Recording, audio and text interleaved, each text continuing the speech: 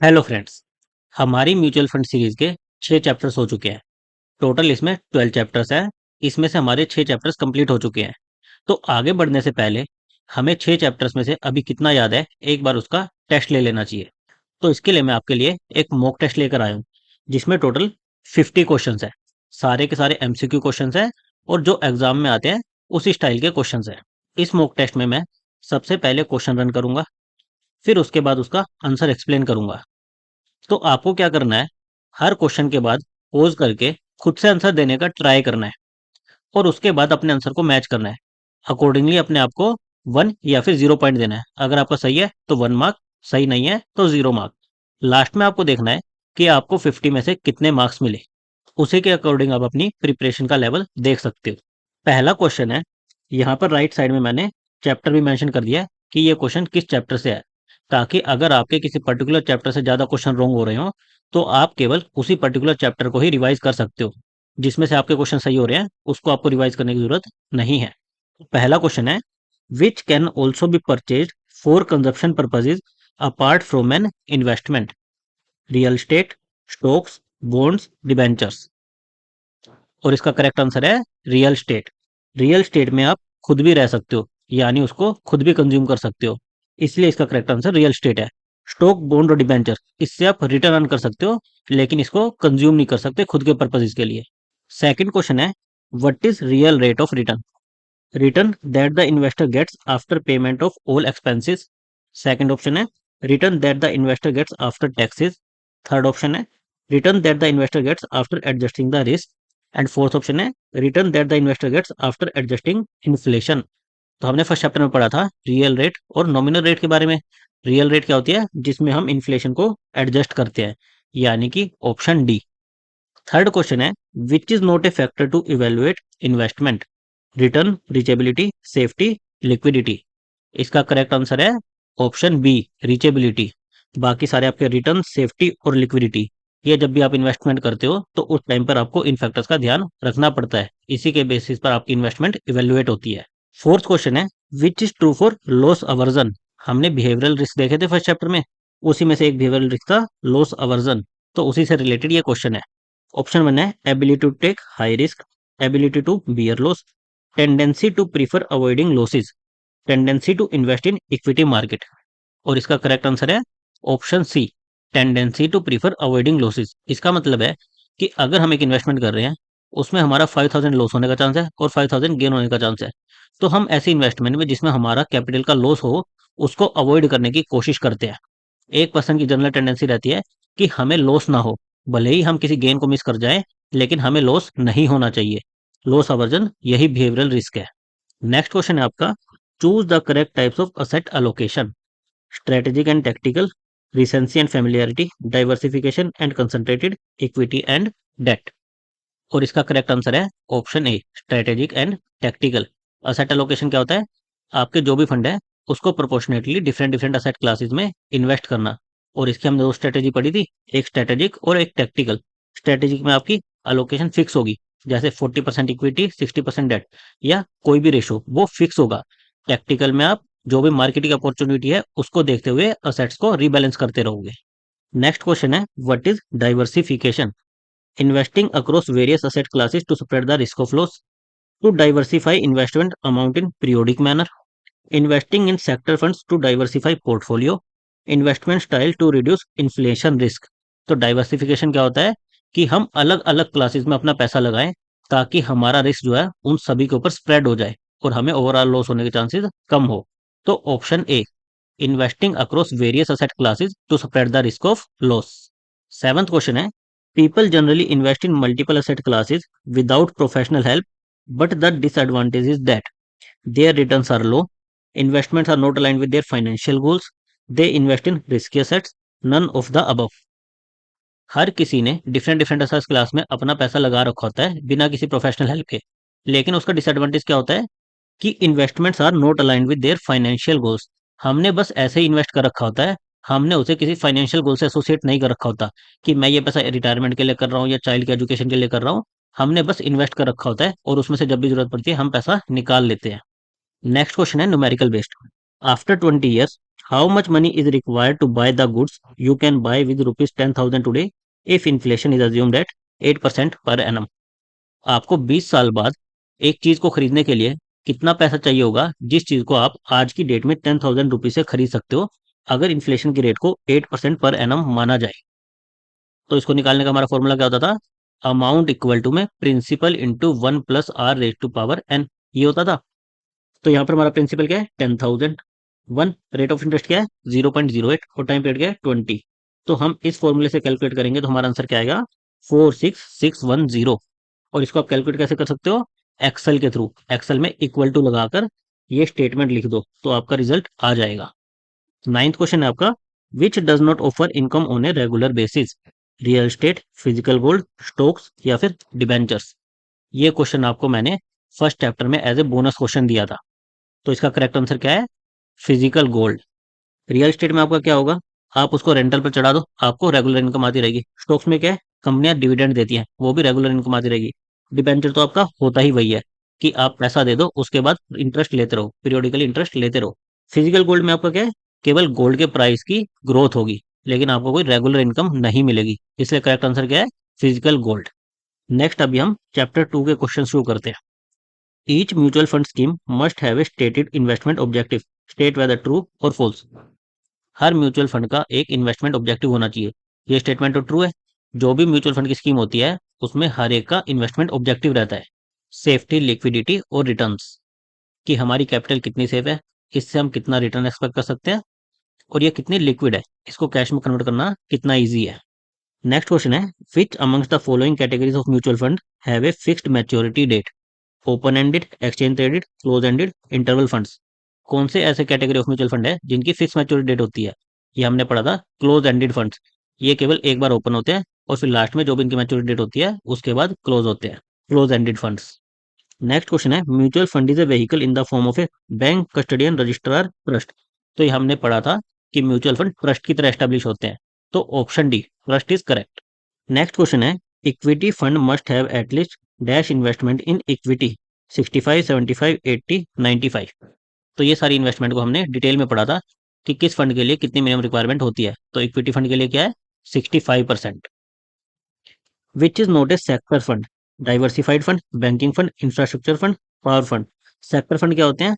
जो कि एक पर्टिकुलर सेक्टर में पैसा लगाते हैं, जैसे बैंकिंग हो गया, इंफ्रास्ट्रक्चर रियल एस्टेट हो गया, या फिर पावर सेक्टर हो गया। ये तीनों हमारे क्या है? सेक्टर है।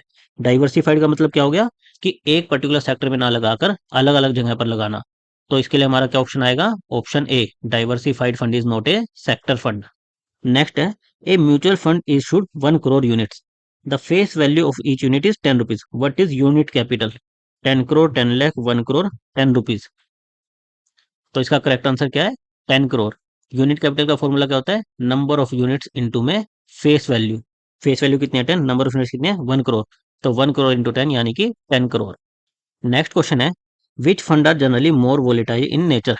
Guilt fund, diversified equity fund, small cap fund, exchange traded fund. तो हमारी इक्विटी जनरली ज़्यादा वोलेटाइल होती है, तो ये दोनों हमारे इक्विटी फंड है। इसमें एक हमारा डाइवर्सिफाइड, कि large cap, mid cap, small cap सब में लगाएगा। एक है हमारा स्मॉल कैप। तो स्मॉल कैप क्या होता है? छोटी छोटी कंपनियों में पैसा लगाता है, जो कि ज़्यादा वोलेटाइल होती है।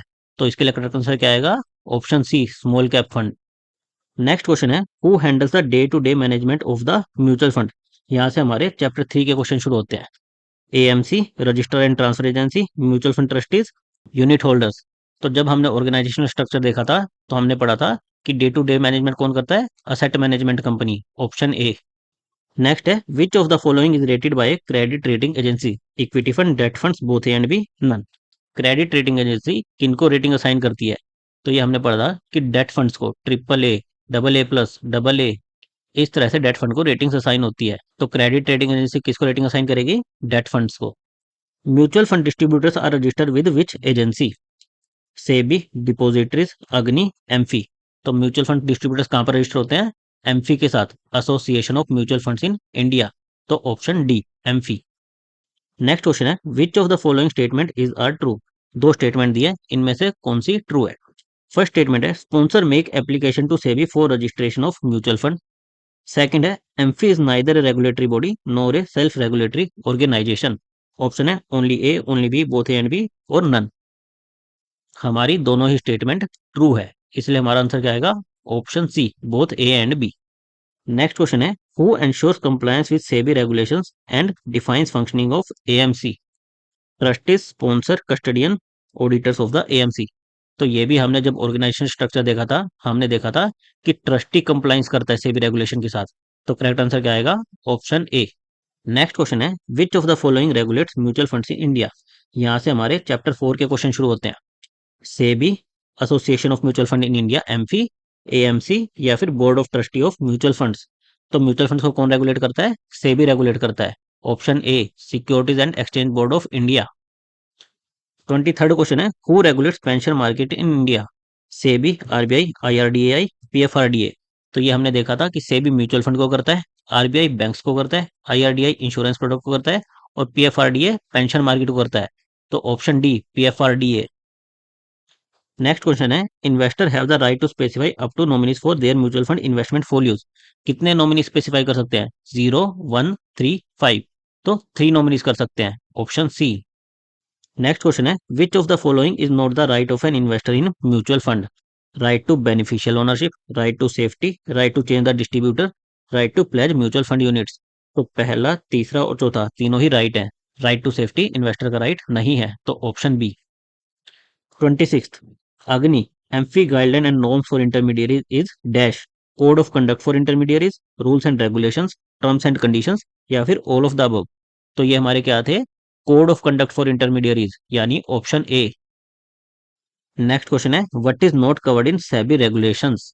Insider trading, mutual fund internal working, collateral for डेब्ट सिक्योरिटीज, डेलिब्रेट स्पेकुलेशन। तो ये हमने पढ़ा था, ए, सी और डी ये तीनों ही इन्वॉल्व होते हैं सेबी के रेगुलेशंस में, कवर्ड होते हैं। कौन सा कवर नहीं होता? म्यूचुअल फंड की internal working, option B. 20th question है, mutual fund advertisements must include proper disclaimers and risk factors, true और फॉल्स? म्यूचुअल फंड की जो भी एडवर्टीजमेंट आती है टीवी पर, उसमें प्रॉपर डिस्क्लेमर्स और रिस्क फैक्टर्स होने चाहिए।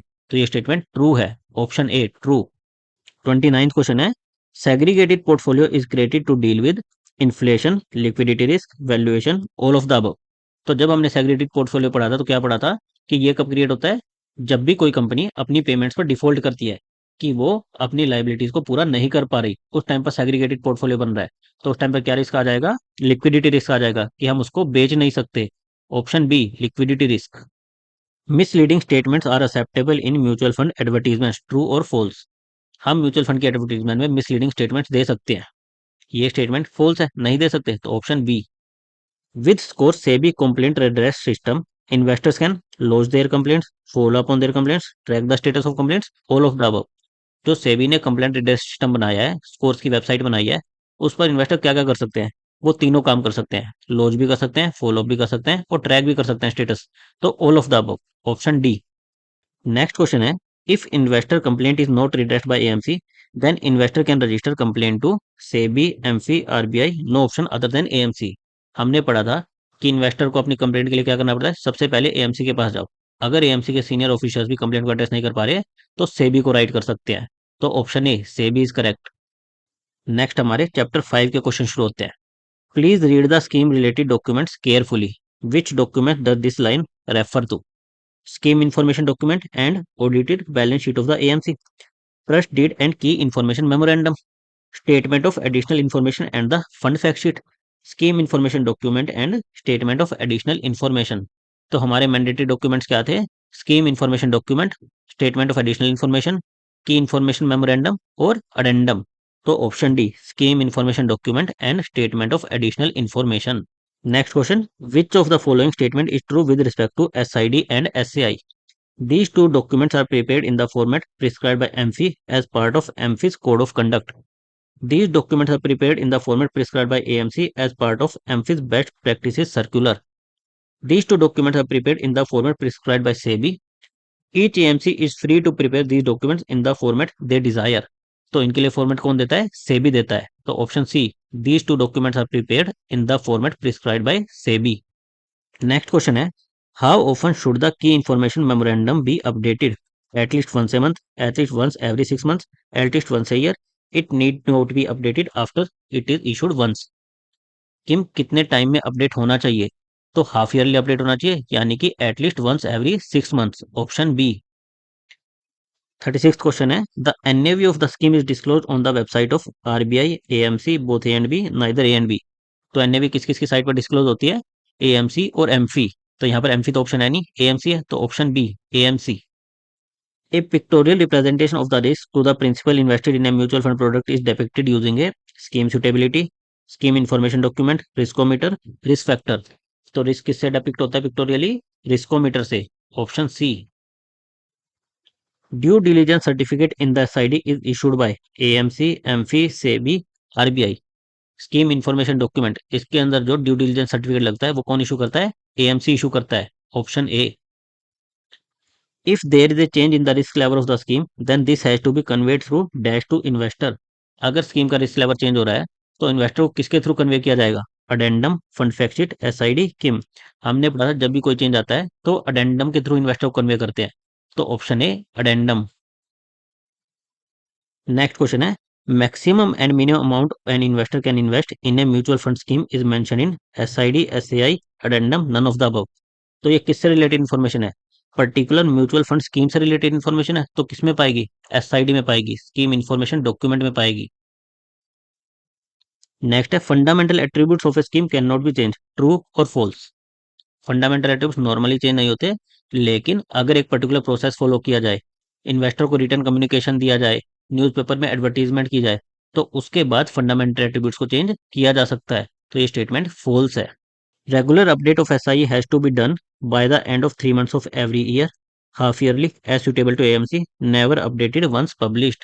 SCI कितने टाइम में अपडेट होता है? एनुअली अपडेट होता है, और कब अपडेट होता है? लास्ट के 3 मंथ, जनवरी, फरवरी, मार्च में।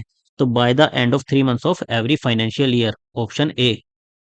43rd क्वेश्चन है, total expense ratio needs to be disclose on the website of the AMC and on MPF site daily, once in 3 days, weekly, whenever investor ask. तो total expense ratio कितने time में disclose करना चाहिए? ये daily disclose होता है, AMC और AMFI की वेबसाइट पर डेली डिस्क्लोज होता है, ऑप्शन ए। नेक्स्ट हमारे चैप्टर 6 के क्वेश्चन शुरू होते हैं।